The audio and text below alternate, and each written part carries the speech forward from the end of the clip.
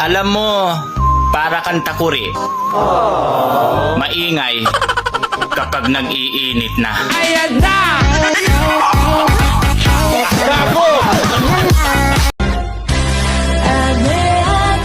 Kapag may itsura ka, ang hirap nilang maniwala na single ka. Pero kapag pangit ka, hindi nila matanggap na in relationship ka.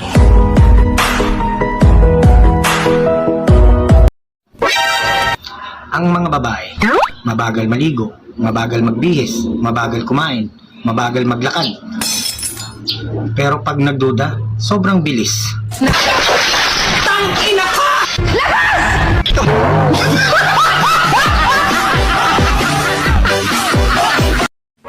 Tips, gusto mo ba ng relasyong matibay? Magjowa ka lang sabay-sabay. Hayaan mo sila mag-away. Yung matira, yun yung matibay.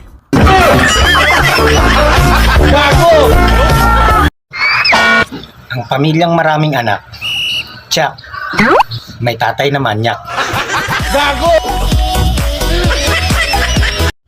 Bakit girls, kapag matigas ang ulo ng anak nyo, galit na galit kayo. Pero kapag ang ulo ng asawa nyo ang matigas, tuwang-tuwa kayo.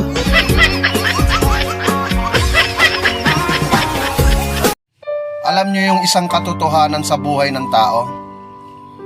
Yung gumagawa tayo ng hindi natin gusto para makuha ang gusto natin.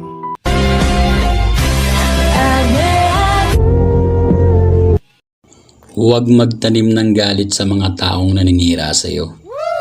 Basta't alam mo lang tama ang ginagawa mo. Huwag mong isipin. Huwag mong dibdibin. Puta, parang kumakanta ako ah.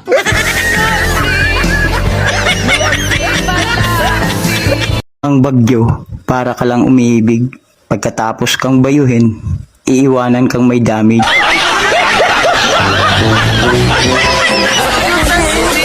Pag ang mayaman umabot ng 100 years old, ang tawag daw dyan ay healthy living. Pero pag mahirap, aswang.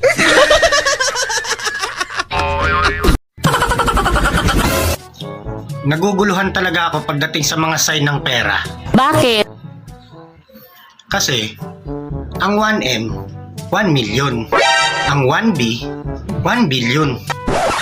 Pero ba't sa 1,000? 1K. What? Ang gulo. Gago!